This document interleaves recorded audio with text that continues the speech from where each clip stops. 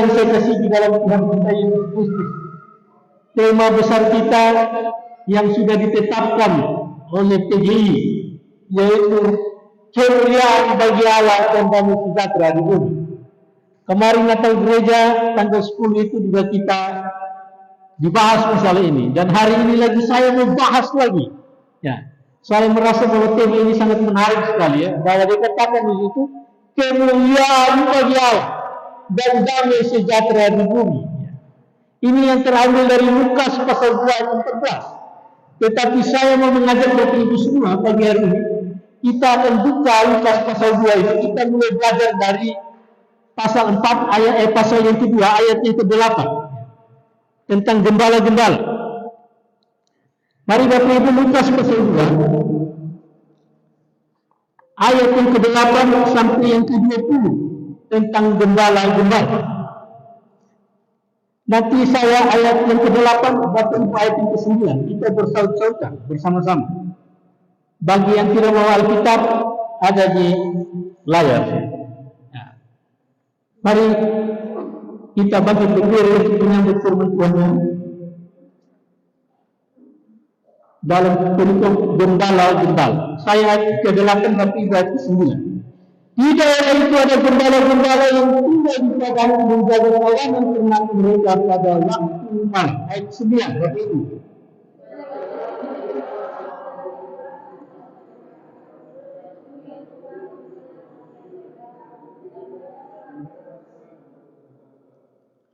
Lalu kata malaikat itu kepada mereka, jangan takut, sebab sesungguhnya aku akan memberitakan kepadamu kesukaan besar untuk seluruh bangsa. Ayat 11.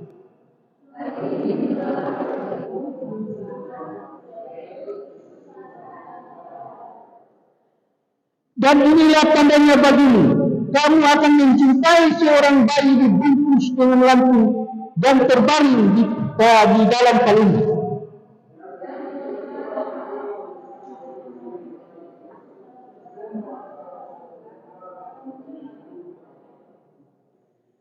Kemuliaan bagi Allah di tempat maha tinggi dan damai sejahtera di bumi di antara manusia yang berkenan kepadanya.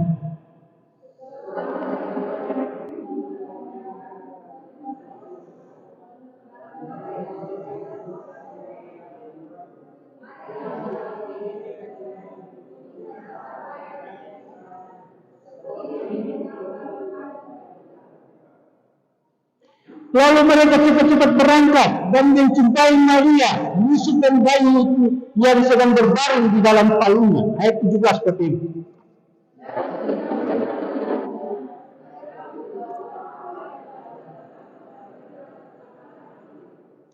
Dan semua orang yang mendengarnya heran tentang apa yang dikatakan gembala-gembala itu kepada mereka.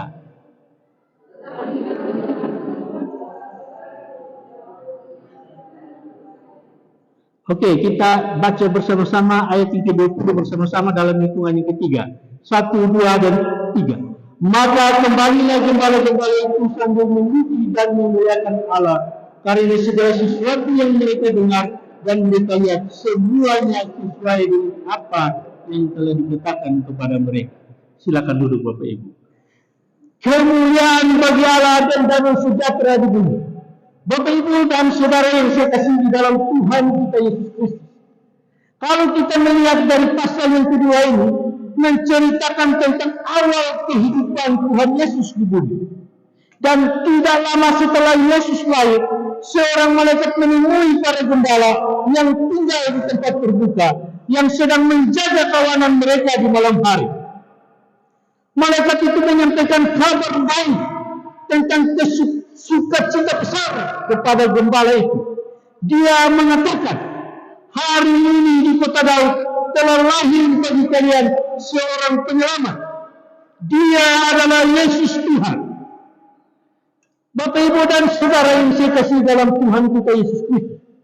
Pada ayat ke-9 sampai yang ke-11, malaikat itu memberitahu para gembala di mana mereka bisa melihat Yesus yang baru lahir.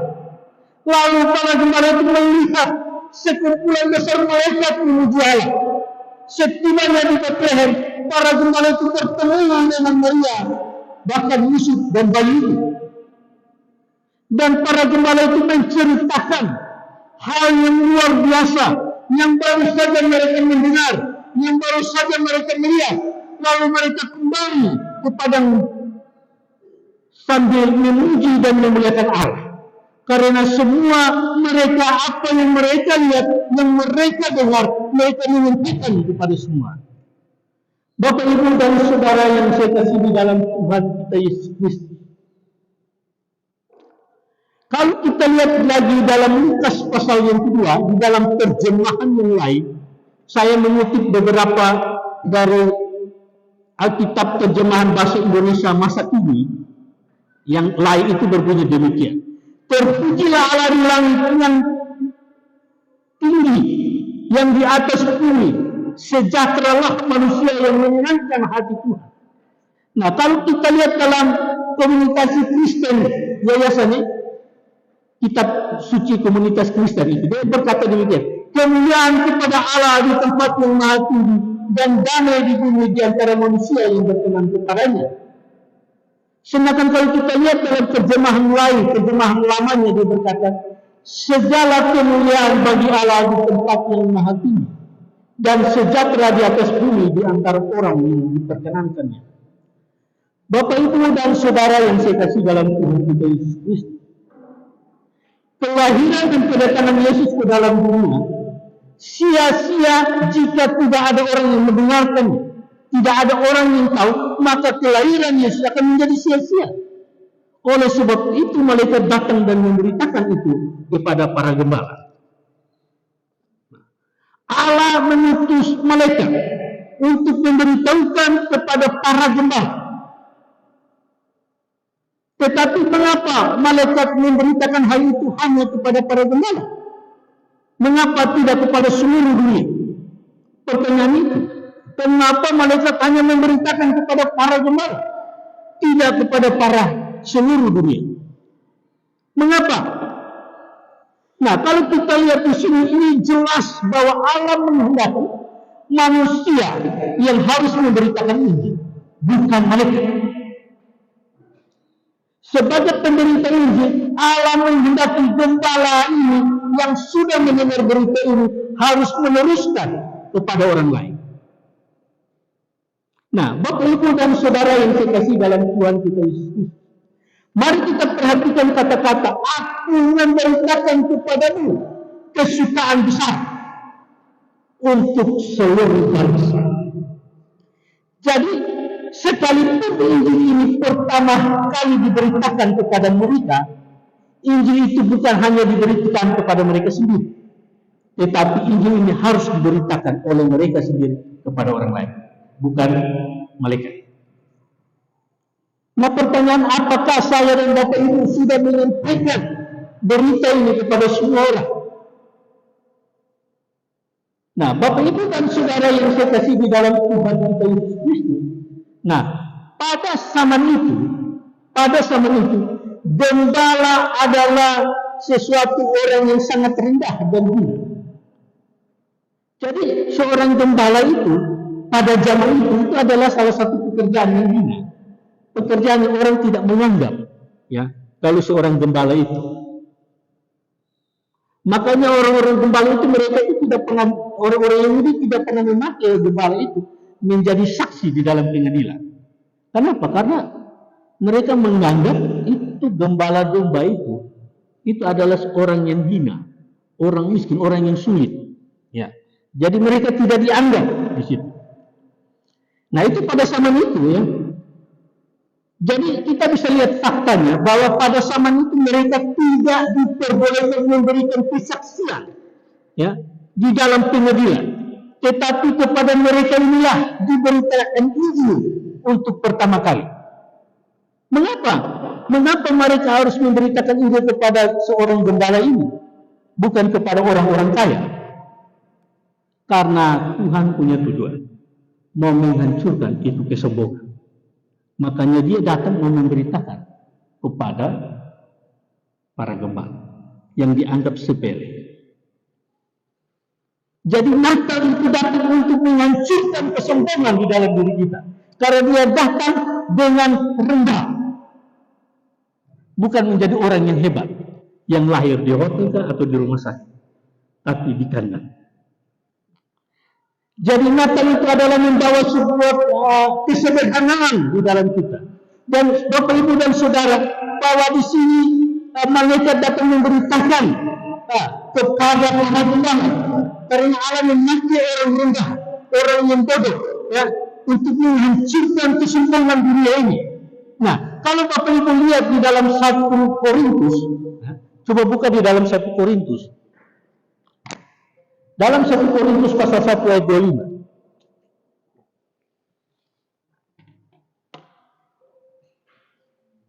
Nah, sebab yang bodoh dari Allah lebih besar hikmatnya daripada manusia, yang lemah dari Allah yang lebih kuat daripada manusia.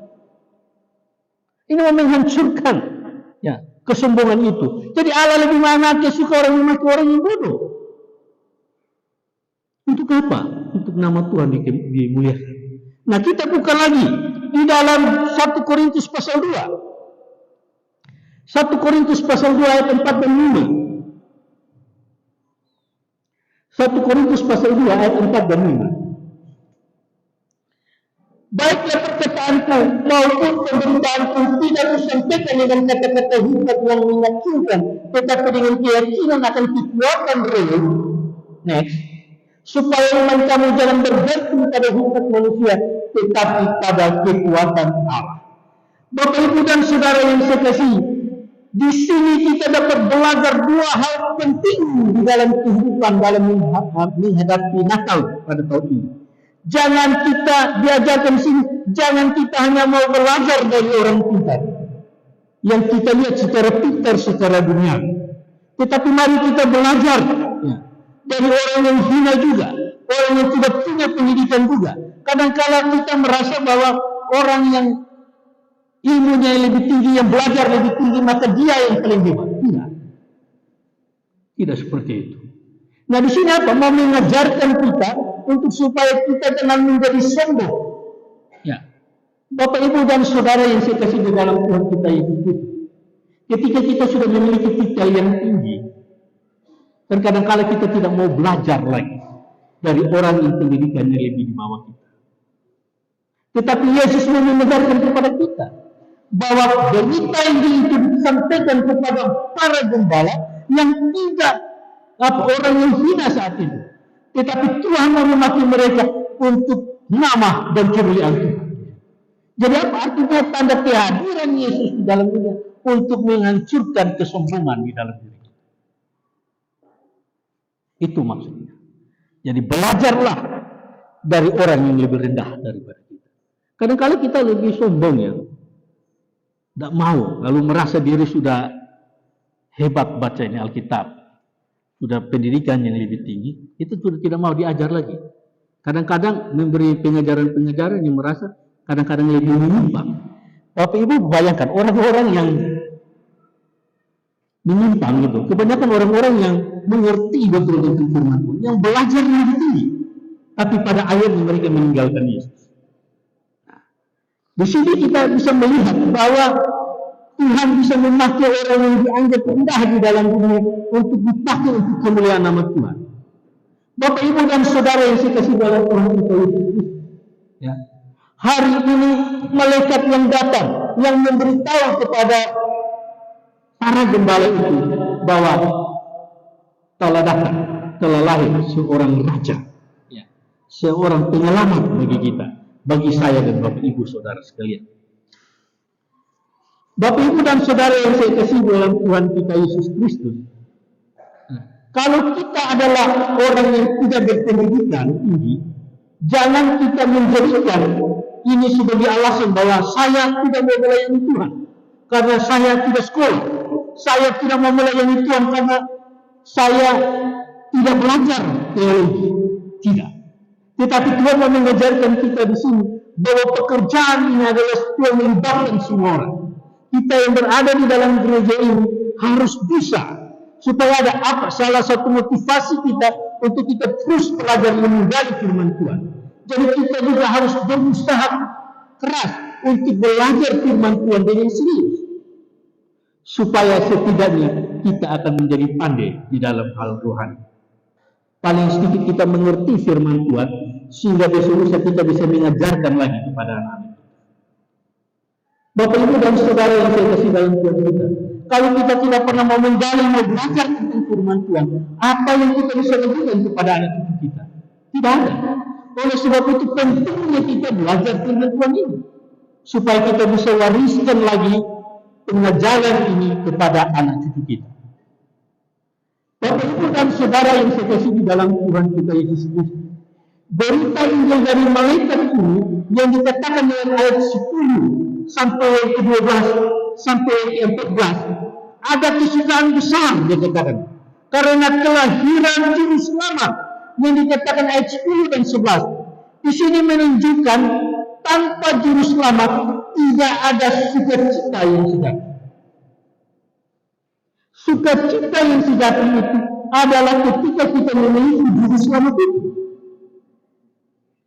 Karena dengan juru selamat itu Allah mempertemukan manusia dengan Allah, dan dipertemukannya melalui kasih karunia Kristus.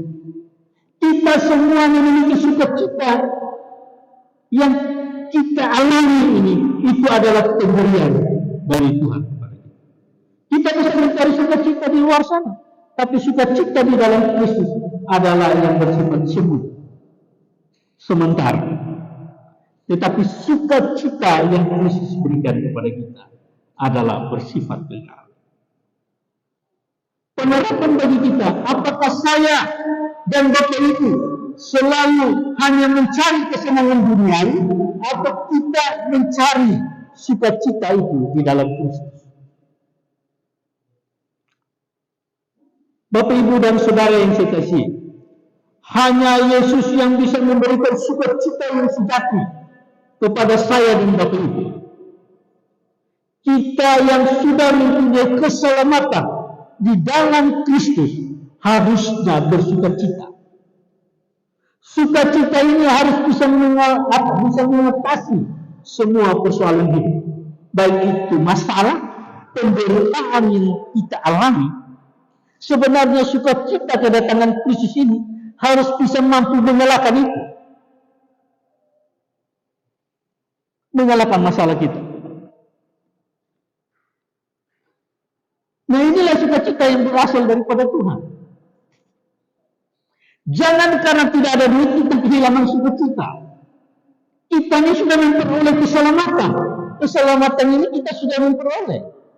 Nah, kita harus bersukacita dari keselamatan. Karena kita sudah mendapatkan keselamatan ini, maka persoalan di dalam dunia ini harus kita bisa lewati.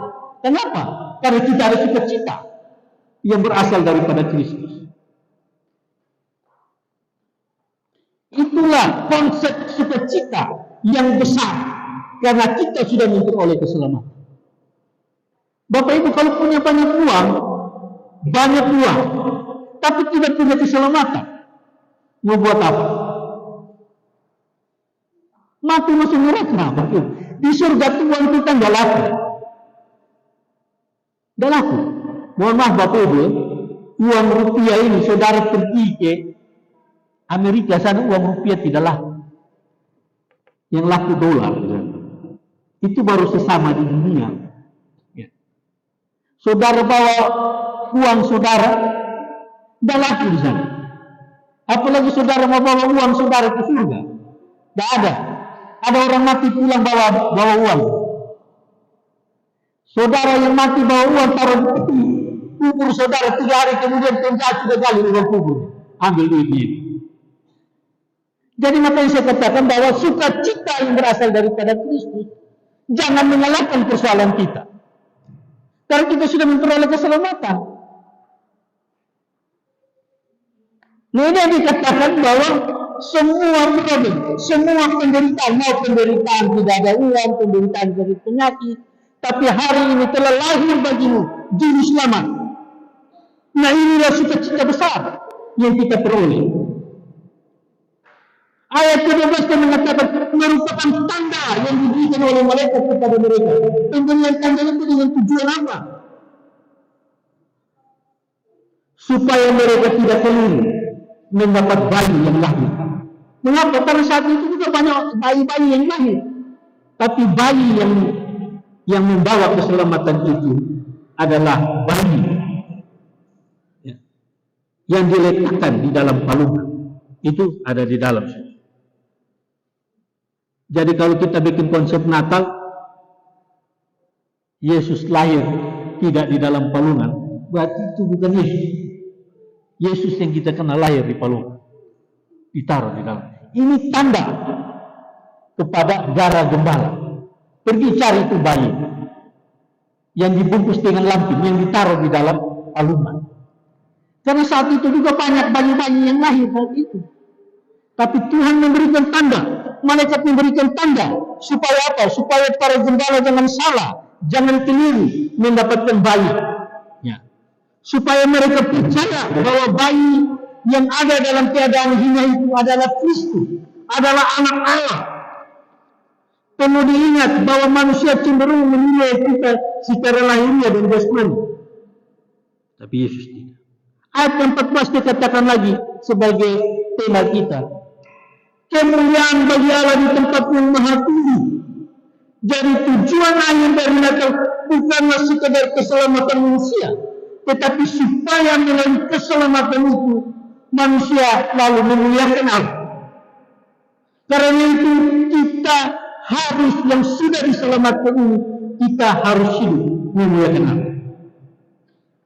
Kalau kita hidup tidak memuliakan Allah, maka kita tidak ada di dalam Kristus. Hidup memuliakan Allah. Hidup jangan mempermalukan Allah. Kadang-kala kalau kita sudah dihempit oleh persoalan yang berat, kita mempermalukan Allah. Dengan cara menceritakan kesusahan, menjual kemiskinan. Itu kita mempermalukan Allah, Bapak Ibu. Bahwa semiskin-miskin apapun kita, sesusah apapun kita, ingat, kita punya juru selamat. Ada masalah itu cerita sama Tuhan, bukan cerita kepada teman. Karena teman itu kira-kira tidak dapat dipercaya. Hari ini dia cerita, besok sudah sampai kemana-mana. Ya, cerita. Cara cerita kepada Allah bagaimana? Masuk kamar, tutup kamar, rapat-rapat, cerita sama Tuhan. Bapamu di surga akan mendengar dan menjawab doa. Jangan juga cerita pada orang yang tidak mengenal Kristus. Juru selamat telah datang. Ada amin Bapak Ibu? Sukacita kita. Jangan karena Yesus sudah lahir, kita tidak punya baju baru, kita tidak punya ini, kehilangan sukacita. Jangan. Ya. Tetap bersukacita di dalam Yesus. Ya. Karena Yesus datang dengan kesederhanaan. Yesus datang lahir di Papua, di Hanoi. Ini melambangkan kesederhanaan. Dia tinggal di dalam. Dia membawa damai di dalam. Dengan persoalan ekonominya, tapi dia tetap ada damai di dalam hati. Ya, itulah Allah yang kita sembah, yang namanya Yesus. Jadi jangan kita kehilangan sukacita. Karena kita yang hadir pagi hari ini, semuanya sudah memperoleh keselamatan. Ya, karena dia katakan, telah lahir bagimu juru selamat, dikatakan. Telah lahir bagi kamu juru selamat ini. Seorang tokoh yang bernama Calvin mengatakan begini, bahwa yang dimaksudkan dengan damai sejahtera di sini adalah damai antara Allah dengan manusia. Tetapi perlu diingat bahwa damai dengan Allah ini juga menyebabkan damai dalam hati, damai antara manusia dengan manusia. Jadi damai karena ada Kristus, maka ada damai. Kita bisa berdamai dengan orang. Kenapa? Karena ada Yesus. Karena Allah datang untuk memperdamaikan kita. Sehingga kita berkenan kepada Allah. Itulah konsep yang sesungguhnya bagi kita. Nah, yang perlu kita renungkan. Sudahkah saya dan Bapak Ibu diperdamaikan dengan Allah melalui Kristus Yesus? Nah, sebelum hal itu terjadi, murka Allah tetap ada di dalam hidup saya dan saudara. Jadi kalau kita belum memiliki perdamaian itu, di dalam Kristus, maka kita adalah orang-orang yang dimurkai Tuhan. Makalah hari ini segeralah mengambil sikap itu untuk memperdamaikan diri kita dengan Allah dengan cara apa? Menerima Yesus sungguh-sungguh sebagai Tuhan dan Juru Selamat.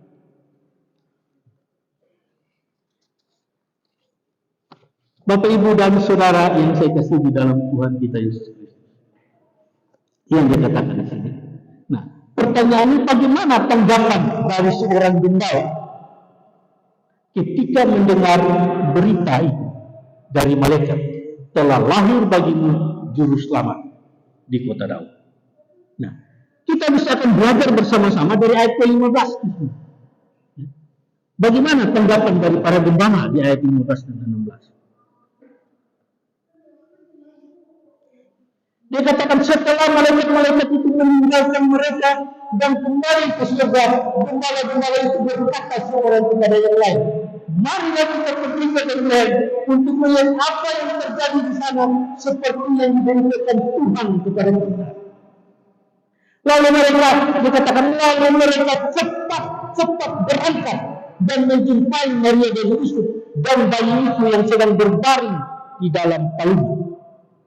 Bapak, Ibu, dan Saudara yang saya kasih, di dalam ayat 15 dan 16 ini, inilah saat penting firman Tuhan sudah diberitakan, sudah selesai diberitakan. Nah, sekarang kita bisa melihat sikap dan tanggapan dari para gembala itu. Bisa saja sikap dan tanggapan dari para gembala itu, mereka tidak mau percaya atau bersikap acuh tak acuh, atau sekedar berkata, alangkah indahnya berita ini, lalu mereka tidak melakukan apa-apa. Tetapi dia katakan di sini mengajarkan kepada kita, lalu mereka cepat-cepat berangkat menjumpai Maria. Mereka meninggalkan ternak mereka di padang yang luas di situ, dan mereka pergi cepat-cepat berjumpa dengan bayi itu. Mereka mengorbankan binatang itu. Kalau mereka pulang datang, domba itu sudah hilang, bagaimana? Tapi mereka mengorbankan. Ketika Yesus telah mengambil saya dan Bapak Ibu, bagaimana respon kita terhadap firman Tuhan? Apakah kita mau cepat-cepat pergi mengikuti Yesus atau kita biar tunggu dulu?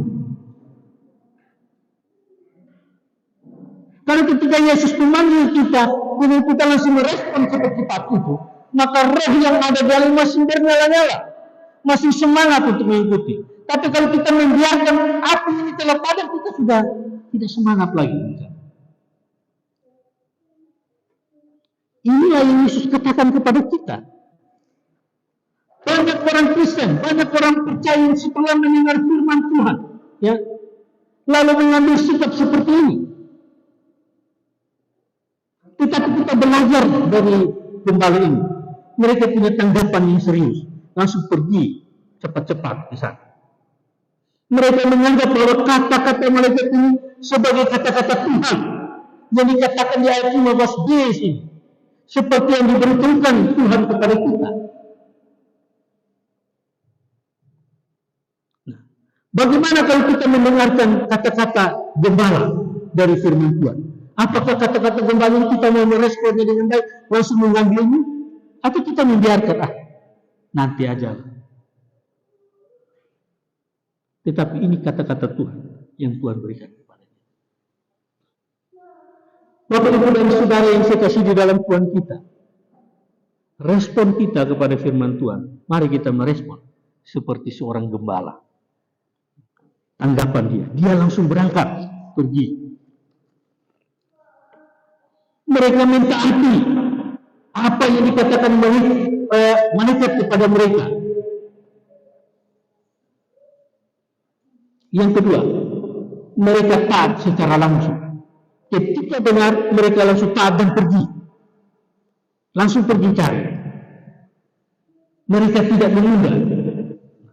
Nah, kalau kita lihat di ayat yang ke-16 dikatakan di sini, ini sikap mereka di ayat ke-6. Lalu mereka cepat-cepat berangkat, dikatakan. Cepat-cepat berangkat. Pada waktu mendengar firman Tuhan, langsung ditanggapi. Langsung mereka respon, langsung mereka pergi. Maka mereka berjumpa dengan Yesus.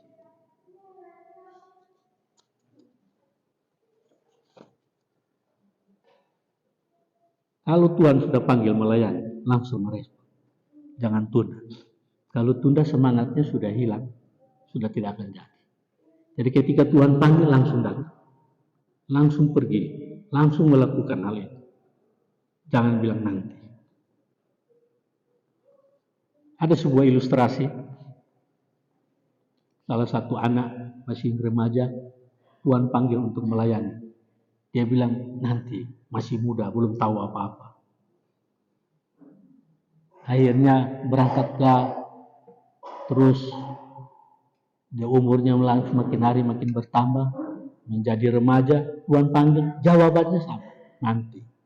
Waktu Tuhan panggil lagi, waktu sudah berkeluarga, bilang nanti ini harus bekerja buat keluarga, kalau nggak bisa. Akhirnya apa? Tuhan panggil pada satu kelaknya, kena stroke. Sudah tidak bisa bikin apa-apa lagi. Jalan saja tidak bisa. Jangankan jalan, bangun saja tidak bisa. Sudah tidak bisa apa-apa. Baru bilang dia, Tuhan, aku mau melayani. Aduh, mau buat apa lagi kalau sudah begitu? Kesukaan ini, Tuhan sudah datang dan memberitahu kepada kita. Ini Bapak Ibu, yang bilang Tuhan Yesus itu Tuhan, Dia adalah juru selamat, itu bukan saya yang ngomong, tapi malaikat yang bilang. Itu malaikat yang bilang kepada para gembala. Coba kita buka lagi. Malaikat tampak itu.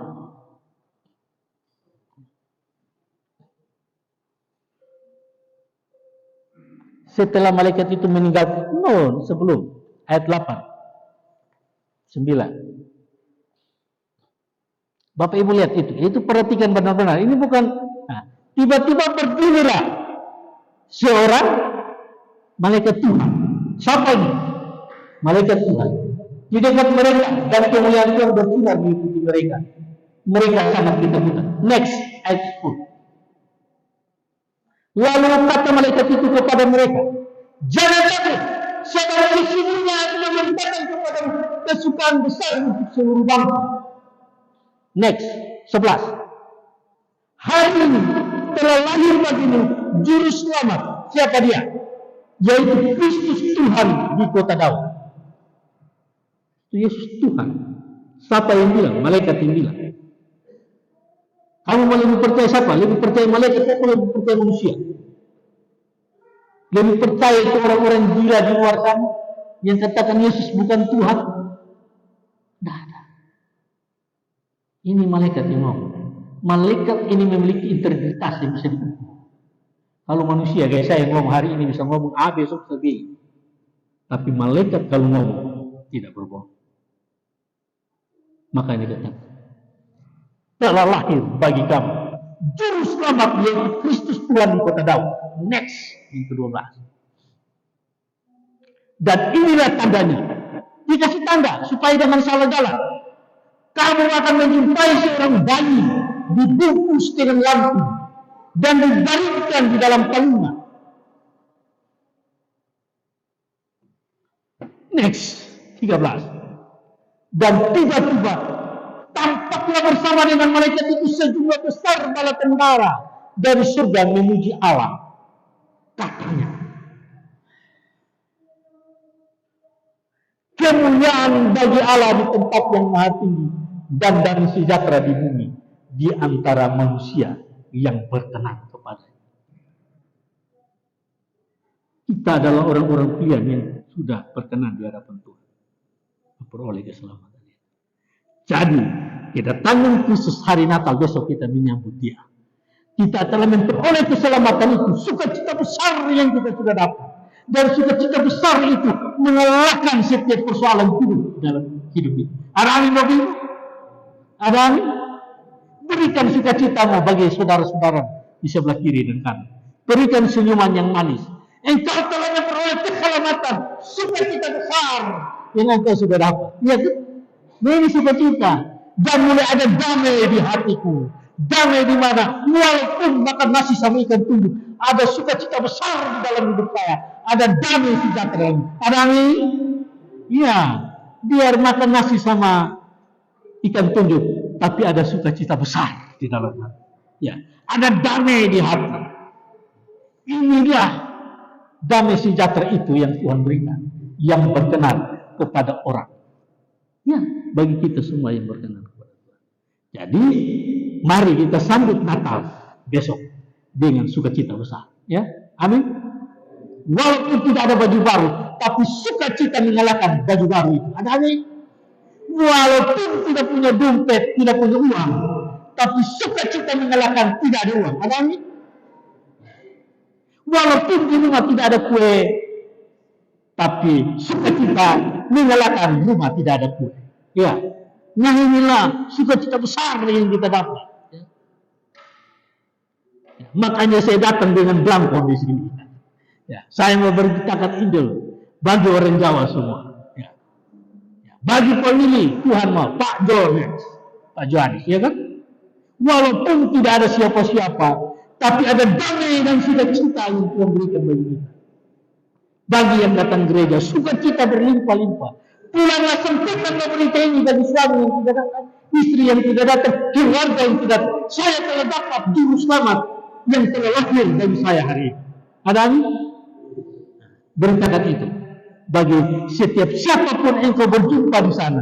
Engkau memberikan senyuman yang manis. Terus mereka bertanya, kenapa kamu senyum? Karena saya telah mendapatkan sukacita yang besar. Apa sukacita yang besar itu? Telah lahir juru selamat bagi saya, sehingga saya bersukacita. Ada amin? Nah, memasukilah tahun 2024 dengan sukacita bersama dengan Yesus. Ya kan? Sebentar nanti keluar, kalau orang lihat kesenyum-senyum, kok masih senyum-senyum? Iya, kenapa? Senyum-senyum. Karena saya punya sukacita yang besar. Apa sukacita itu bagi? Karena hari ini telah lahir bagi saya juru selamat di kota Daud yang namanya Yesus Kristus, Isa Al-Masih. Ada amin? Inilah tanda kita telah memperoleh keselamatan itu. Ya, beritakanlah berita itu kepada semua orang yang Anda berjumpa. Ya, dengan cara seperti apa? Berikan senyuman yang manis. Ya, bawa damai bagi semua orang. Ya, yang dari Papua, yang dari Timur, yang hitam-hitam kayak kita gini, kalau senyum orang takut, toh. Tapi berilah yang terbaik. Sampai dia bertanya, kenapa engkau senyum? Karena saya ada juru selamat. Nah, inilah yang membawa kedamaian bagi kita. Tuhan Yesus memberkati kita semua. Mari kita tunduk.